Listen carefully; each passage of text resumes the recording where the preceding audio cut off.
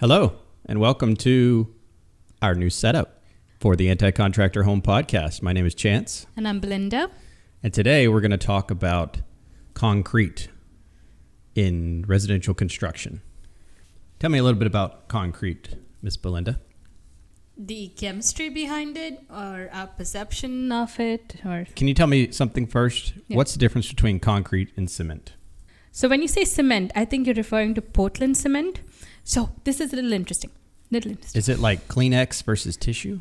No, it's Or not. sheetrock versus gypsum board? No, they're actually two different things. Okay. So cement in itself has been used since like 4000 BC. The Egyptians used it, the Chinese, Greeks. Like the Pantheon, that is the largest unreinforced concrete structure in the world. Okay, the Pantheon. I'm thinking Parthenon. No, Pantheon. So Pantheon is the one in Rome. Correct. The Pantheon in Rome, because there is also a Pantheon in Paris or London. I don't remember which. But that's the irrelevant Pantheon. Nobody It's like remembers that one. What is it? The Acropolis in Tennessee? Oh yeah, but that's just a replica of the actual Acropolis. Well, the Parthenon itself. Anyways, the Pantheon is the one with the hole in the Yes, top. not the entire Acropolis. The dome, yes. Mm-hmm. Yes, But the big dome. So that's the largest unreinforced concrete structure. So 1,000 years ago, when they were using cement for these structures in Egypt and Rome, they were very different because cement itself was made of limestone and clay. So the limestone that was available in Egypt was very different from the limestone in Rome or Greece, okay? So even though they were using this ingredient, they were very different. They had different structural properties and different appearance and all that. In that sense, cement is not a new material. 1824, this guy came and kind of standardized cement production. And he created this thing called Portland cement, which is what's used everywhere in the world now. Was this guy named Portland, or was he from Portland, Oregon? No, I think he's Portland, a Maine? British guy. Joseph Aspden, yeah. It was created in England. Cement, that's where Portland cement came from. Correct. So concrete is not cement. So cement is used in a lot of materials. It's used in mortar. It's used to make concrete. It's sometimes used to make asphalt in the roads. It's used in pavements. But it's all Portland cement mixed with other things. Okay. Cement is one of the ingredients of concrete. Yes. TLDR. Yes. Excellent. Okay. So the fascination with it is that for the first time, mankind could tame nature. Man could level a forest and pour a concrete slab and create this solid, like a flat surface. Impenetrable surface, where Yes. the plants and stuff wouldn't grow through it. Mm-hmm. And you're protected from the elements. But there was this solidity that's not found in nature that man found with this, with concrete. Okay. It sort of overpowered nature. Correct. Yeah. It was a way to overpower nature. But So, wouldn't it tamed nature. Man was able to create dams. They were able to create structures that wouldn't fall when there was a tornado or a hurricane, and that wasn't there before. So it's almost revered in that sense. So instead of having a big valley or something where you just couldn't go beyond that point, you would build a bridge over it, and now you had access to get to the other side. It's one of the prime elements of brutalist architecture. 50s, 40s, those kind of buildings that are just pure concrete, very small windows. They're overpowering. And a lot of the modernist movement in architecture has to do with humans overpowering nature. They don't really blend together. I guess when Frank Lloyd Wright came with his organic architecture, it was more of a blend with nature, but things like Le Corbusier and Mies van der Rohe, they were more of, let's just build this big concrete structure and contrast nature with concrete as much as possible. Mm-hmm. When we were in architecture school, why was there such a fascination with concrete? Concrete and glass. I think glass is to let natural light in, and in an architecture school, you don't design for artificial light. That's frowned upon. That's the electrical engineer and the lighting designer's job. Concrete was just easy. I don't think people were fascinated with it. I think it was just, I want I'm on this curve. This wall. Okay, what can this wall be made of? Well, I don't technically know what's inside of a wall, and I want it to be sturdy and strong, and I want it to be colorless. So it's a concrete wall. That's what it is. Mm-hmm. Yep. No matter how difficult that is with holes in it. form. I don't know what the holes are, but the precast concrete panels with holes, that's the... Oh, the Totoando effect? I believe that's, in his use of it, it's purely aesthetic, but I think that's in reference to like rebar ties or something. Yeah. I thought it was with precast concrete panels, you have these certain spots where you're going to lift the panel up. Oh, yeah. That's what it is. is. That's like a tilt wall. Yes, which is what it is, yeah. Yeah, where the engineer has to specify where those anchors are to allow you to tilt it up. Okay, we're going to talk about that in a bit. Mm-hmm. Jumping ahead. Okay, so when it comes to concrete structures residentially, how do you build out of concrete? What are your options? I'm sure there are different options, but the three main ones that we've discovered are CMU block, which is probably the most widely used around the world. Which is CMU concrete masonry unit. Concrete masonry units. ICF for insulated concrete forms, and tilt wall, which is more often used in commercial spaces. Big warehouses, things like that, yeah. Let's delve into that. What is CMU block? So, like we said, CMU is concrete masonry units, and since it's so widely used around the world, it's been adopted in different ways and named differently. You've heard of breeze block and cinder block. It's all the same. It's all just CMU block. And they have started making more lightweight blocks by using like fly ash instead of the typical sand as an aggregate in the block. It can be easily carried by a single person to the site. So one of the main advantages of these blocks is they're dimensionally, it's 16 by 8 by 8. It's actually 3/8 of an inch less to account for mortar. Right. So it's like a 2x4. 2x4 is not actually 2 inches by 4 inches. But that doesn't really make sense because you're not accounting for anything in that half inch. Here, the 3/8 is accounting for mortar. Yes. Yeah. So the big advantage with that is that it's like bricks. You can build it, you can stack it, you can bring them on site, and you can stack them and put mortar, and you can have a mason lay it, and it requires less resources. Building with CMU block? As opposed to pouring a big concrete wall. Forming up a wall and pouring. Are you trying to say that you can account, you can calculate the quantity better because it's such a modular unit? You could, but I'm saying like you don't have to have a big cement mixer. truck come on, or concrete truck come on site and disrupt your site more. Yeah. Let's say. So what are the advantages of using CMU block?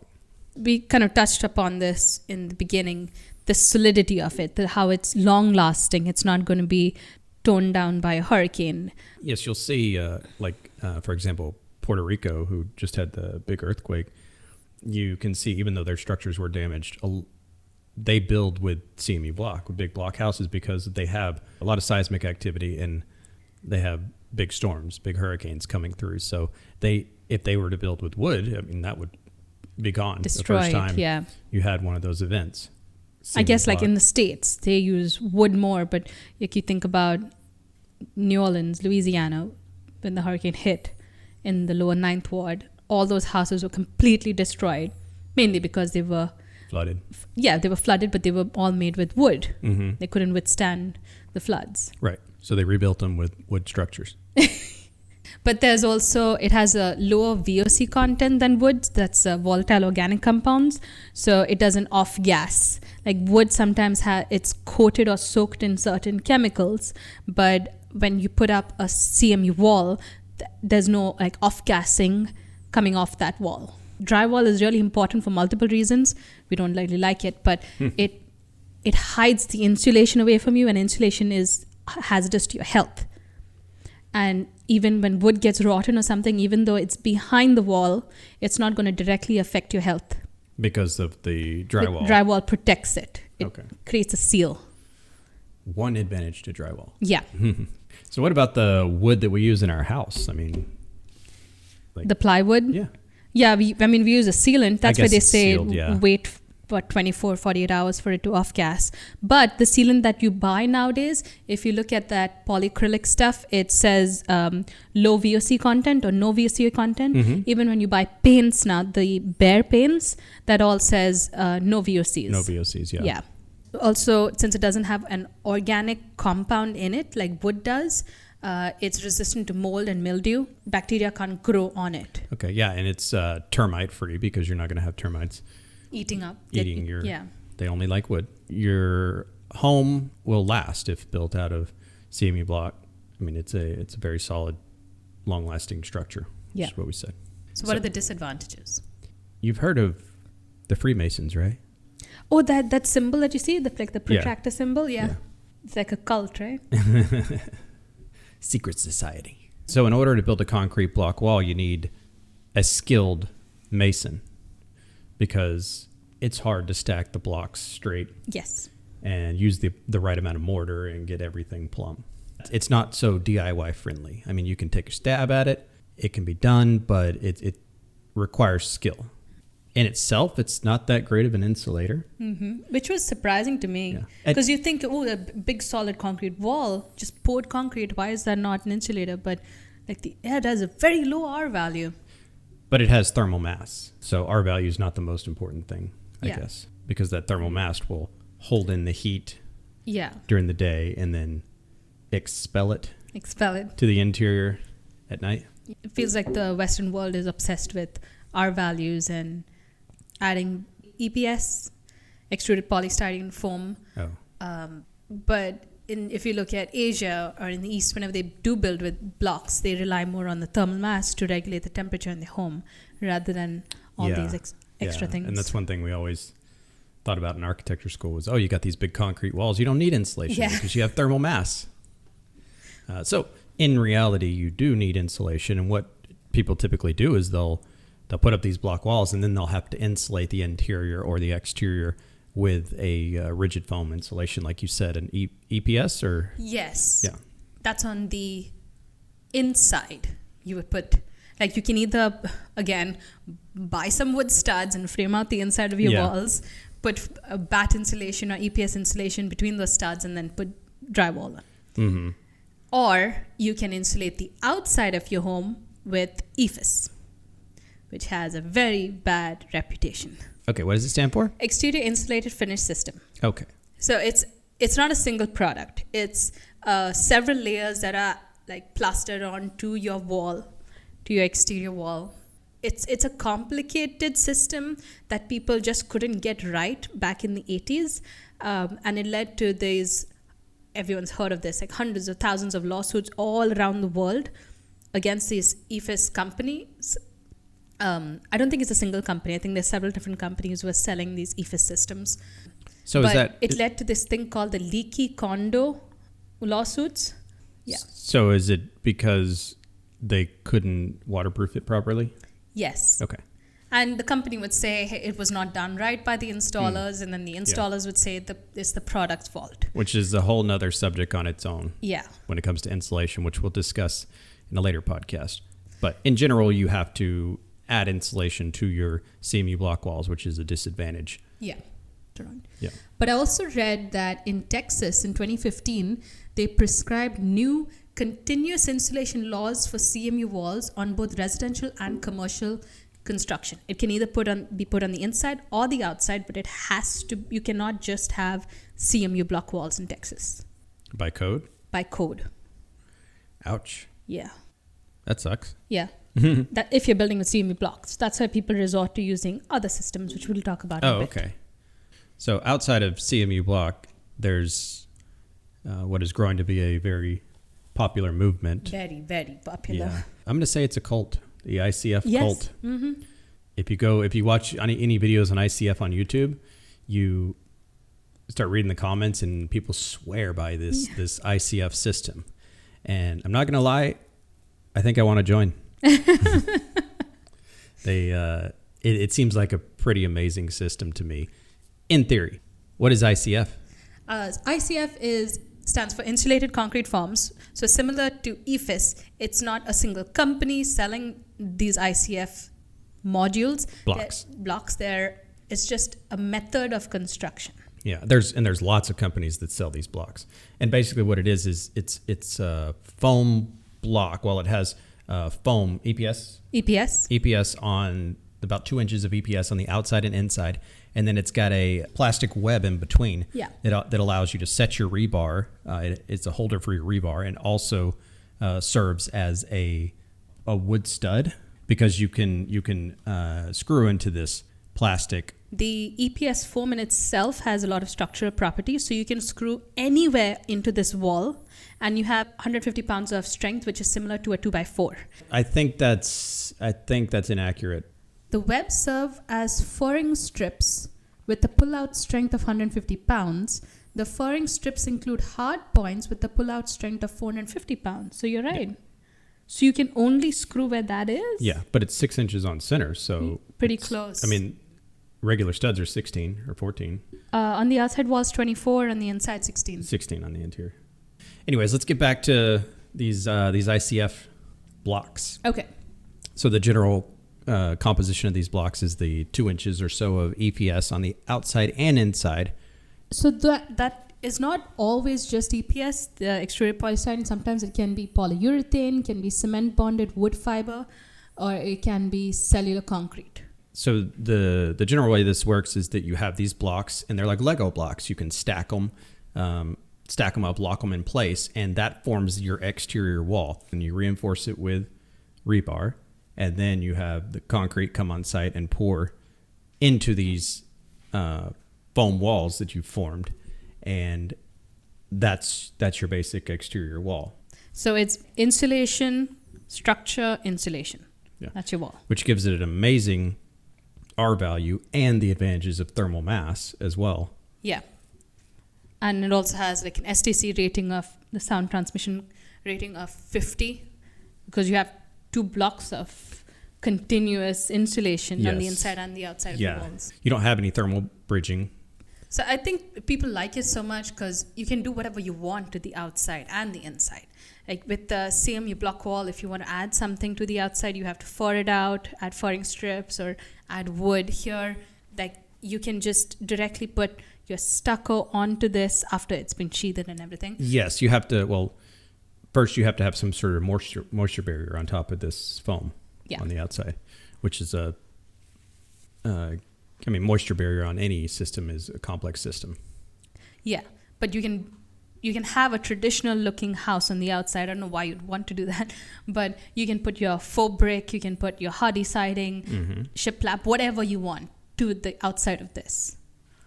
Yeah. But you have to do something to the outside. I mean, it's like with CMU block, if your code allows it, you could just leave that as your external wall. Yeah. Here, you have to do something. You can't have just foam. Right. You have your moisture barrier, and then you have to have some sort of stucco or brick veneer or something on the outside. The most common use for ICF is a basement wall, which is not common in our area in the South.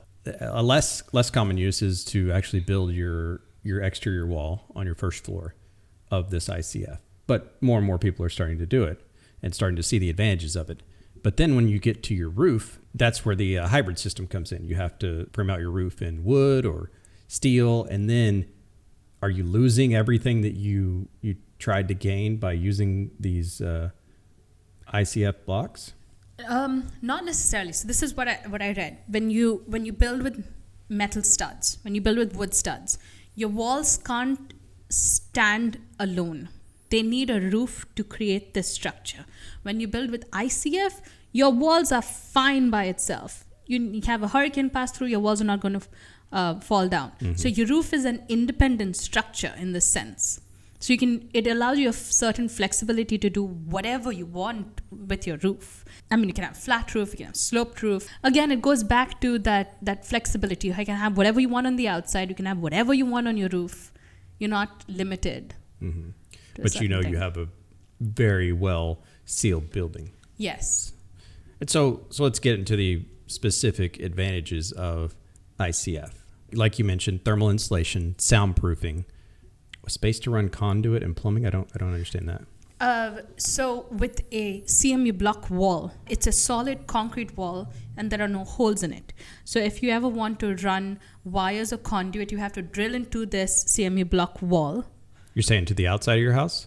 To the inside, outside, or within your house itself. Or you have to frame it out. You have to build out to run wires into your house if you have a CMU block wall. Okay? If you have an ICF wall, you can just route into the foam and place your conduit and your wires and everything in there, or even your plumbing. You don't have to build it out because you have 2 inches of foam insulation. Okay. And you can just like carve out insulation. Carve out the foam. Vent or whatever would be. Okay, and but also, if you want to pass something from the inside to the outside, you can very easily do it before you pour your concrete. Like you can have a hole drilled through. Yes. You can have like a big PVC pipe passing through, and then you pour your concrete over it. So that allows you a connection from the inside to the outside, which you can't always do with CMU block. CMU block, yeah. So you have to be prepared. You have to think ahead. Yeah. About where's my drainage going to exit the building? Yeah. Where's my conduit going to exit the building? Things like that. So one thing that I really like about this ICF is it's DIY friendly. I mean, I've seen lots of examples of people. I mean, you can go buy these blocks from Home Depot. There's tons of suppliers that have these. Many in Texas. Yeah, these Lego blocks, and you start stacking away. I mean, obviously, hopefully, you have a design in mind. Yeah. You're not just arbitrarily stacking blocks, but you have to make sure they're plumb and all that. You have to know what you're doing. But in theory, we could go out and form our walls up. Now, we can't actually... And if we do that, that would actually reduce the cost of our wall from $15 per square foot to $10 per square foot. If we did the labor ourselves. Yeah. And then you'd have your concrete, your concrete truck or your cement truck come on site and fill in your walls, and you're almost done. You have walls. You don't have a roof, but you have walls. Yeah. So the DIY friendly aspect of it is pretty neat to me. And you have such a well-insulated building. I keep emphasizing that. Yeah. Yeah, and I think the minimum R value you can get with this is R17. And I think that's with the like 1.5 to 2 inch insulation on either side. Okay. And you can always build out from that to go up to like R30 if you want. Okay. So related to the insulation, how well your building is sealed, it really lowers your energy bill. For electricity. I mean, it can use, you have up to a 60% smaller heating and cooling load. Yeah. It's the fact that you have insulation on both sides. It kind of just blocks your hot air or cold air from even coming into the concrete. And what does is held as thermal mass, right? Yeah.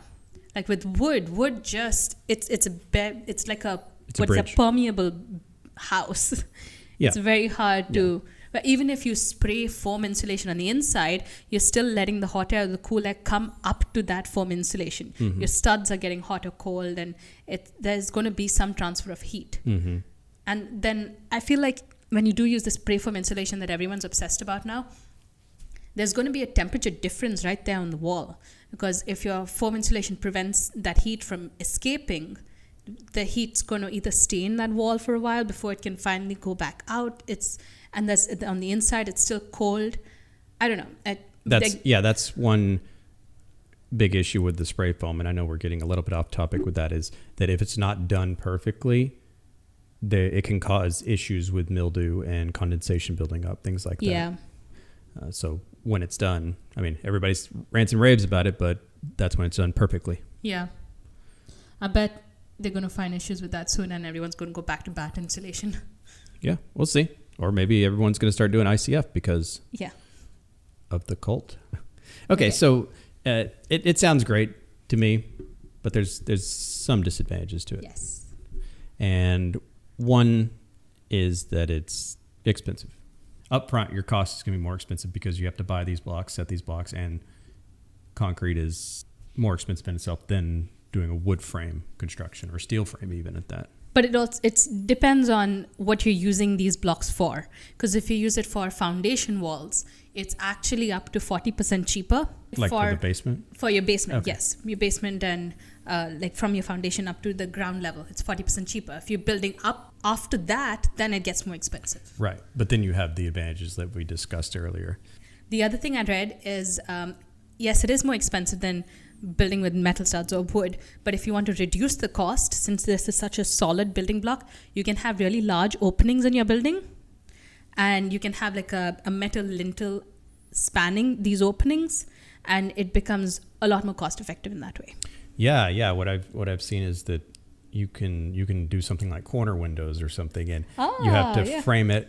Like you don't have to have all that extra framing that you would have to have with wood construction, because it's one continuous solid structure. Yeah.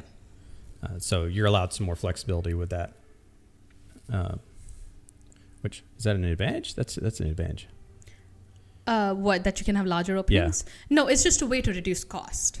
I mean, it's still going to be more expensive even in your large openings. Because then you got to fill those openings with something, and those large windows get expensive too. Very expensive. Especially if you want to maintain that high R value that you have. Yeah. Oh, you yeah. get double or triple pane. And the other disadvantage is it's tough to build complex shapes. And we're all for a rectangular, a square building, 90 degrees is the way to go. But if you do want concrete, if you do want curved walls or something complex in your structure, it's very hard to do it with this. Actually. Oh, okay. The ICF cult would disagree with you. Yeah. That one building that I saw, that Matt Rizinger. Yes, there's a radial wall there. Yeah. Yeah, he talks about how easy it is to. Oh, he does. I didn't see that. Because all you have to do is just carve off some of the foam, and we know how easy carving the foam off is. Radial walls can be done. Yeah. It's not so bad, but that's not something we have any interest in doing. We want square walls, as square as possible. And also, one of the disadvantages of having this system is that you have to come up with that hybrid system for your roof. Technically, there are some ICF roof structures, but that sounds really expensive. Yeah. So I think if we were to do this method, we would have a traditional roof framing of steel or wood.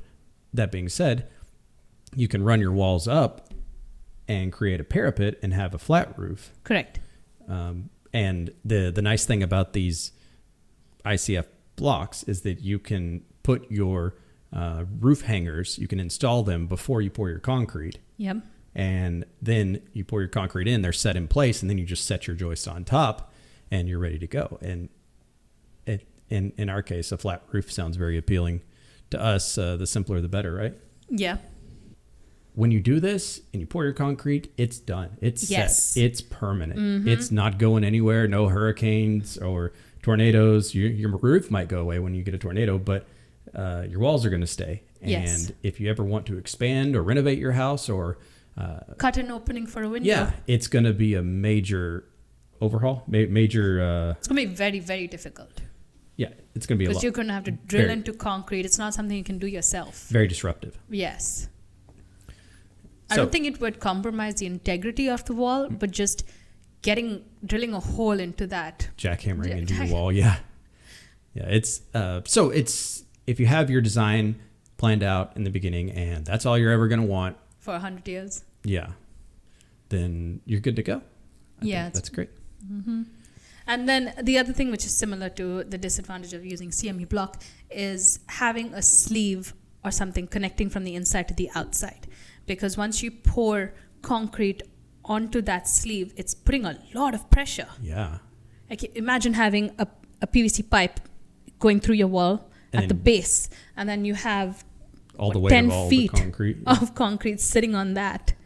How do they remedy that? Is there some sort of maybe you have to like reinforce the area around the PVC pipe? Yeah, have some sort of specialized steel sleeve or something going around it to. I mean, I've just seen the PVC going straight through, and that's a lot to think about. Yeah, like you can't just directly put wires and pipes into it. You need some sort of sleeve to protect them. This in itself is very simple, like putting all these blocks on it and everything.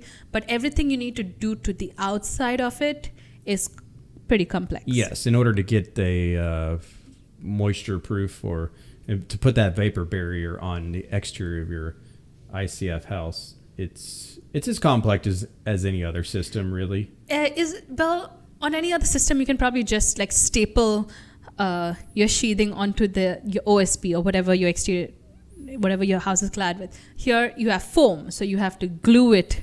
You have to glue these sheets onto. Yeah, the that's foam. true. That's true. You have to have some sort of adhesive that you roll on. And there's ways of doing it. Yeah, there are ways of doing it. But it sounds like you need a specialist who's understands this system. Yes, exactly. So everything you use with the system has to be specific to the system. You can't just go and buy cheap sheathing and put it onto this foam. It adds up. It's not just the system that's expensive, but everything that goes along with it is also expensive. It's like a proprietary thing. Yeah, and I mean, if you don't want to stack the blocks yourself, you need some sort of ICF specialist, a builder that specializes in ICF homes. Yeah. Really. And that, I mean, fortunately in our area, there seems to be a decent amount of them. But yeah, like in San Marcos, there's an ICF manufacturer called Bautex, Bautex, and also this adhesive stickers that go on the vapor barriers that go on the outside of the wall. There's a company called Polywall based in Ennis, Texas. Oh, they're out of Ennis? Yes. Oh, wow. So you can work with those two companies we can work with those two companies since they're close by. Yeah. And well, San Marcos is a little bit further away. But there's also, I found another ICF builder that is out of Preston Hollow. Really? Mm-hmm. In Preston Hollow? Yeah, they do some pretty fancy houses. They probably have a tiny office there. It's hard to have a factory there. Well, they build in Preston Hollow. I don't know if that's exactly what they're based out of Dallas, from what they say. So we've talked about CMU, talked about ICF. So the other system there is called the tilt wall system, and it's used in warehouse buildings. I mean, think about especially in our area, because there's a lot of land in North Texas.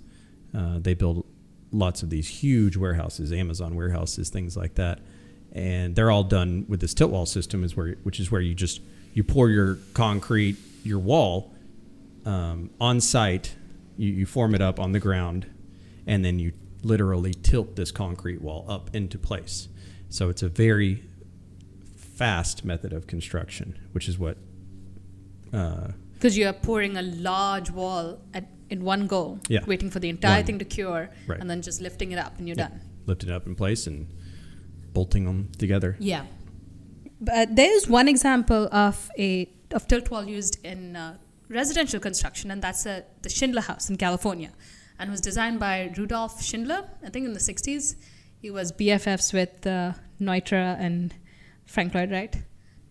I think it was the first time tilt wall had been used for residential construction, and the way it's used is really beautiful, I think. So it's not used everywhere in the house, it's just a certain portion of it, and he uses these 4-foot panels that were like tilted up in place, and the detail between these panels is really beautiful. It's this thin strip of glass, because otherwise it's kind of hard to resolve the seams between these panels.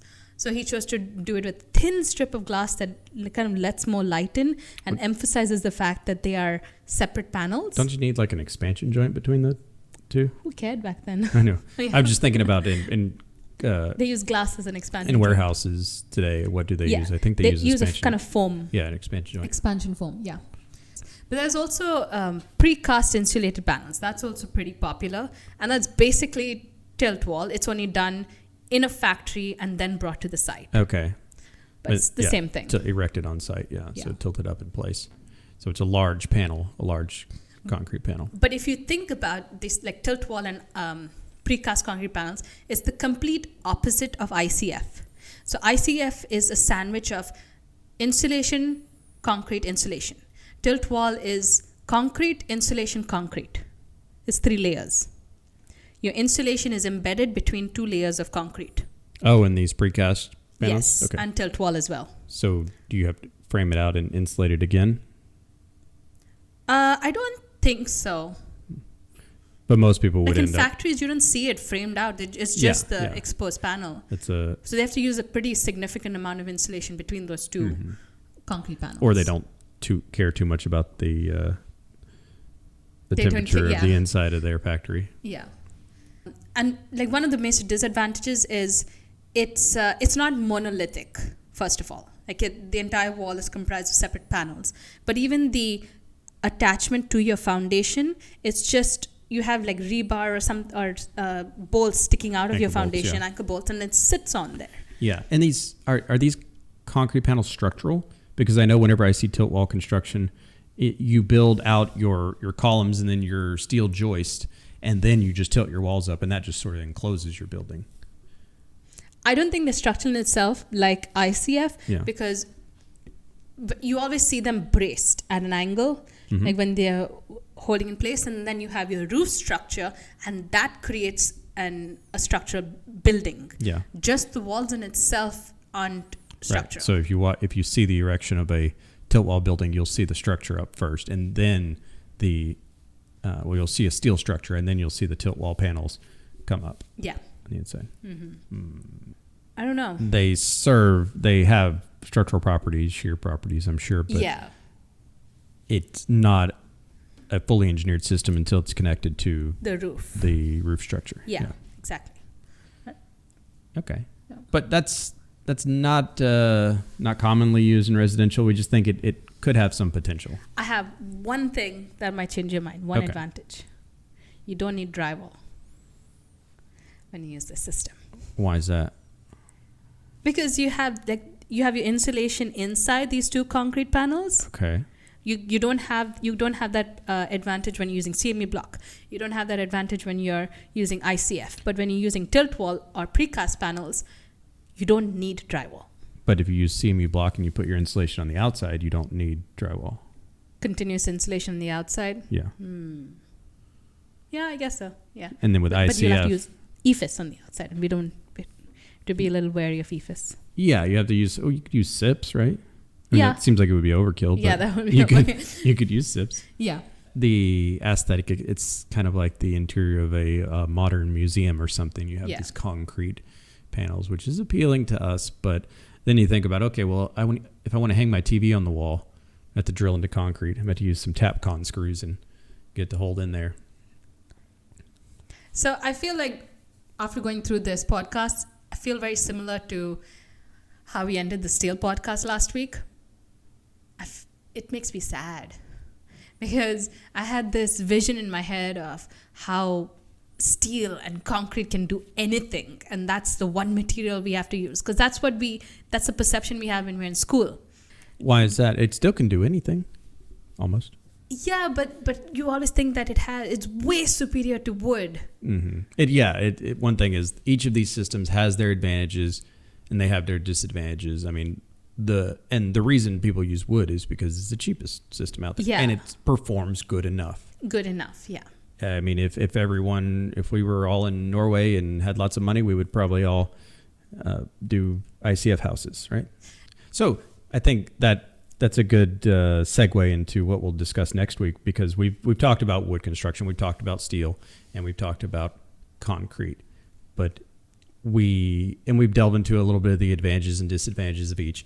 But I think it would be important to do a direct comparison between all three, Yeah. and sort of a summary podcast that differentiates the three and sort of narrowing us down on what we think is the best system for our house. For our anti-contractor home. Yes, for our anti-contractor home that will be built. So thanks for watching, and join us next time on the Anti-Contractor Home Podcast. Bye for now. Bye.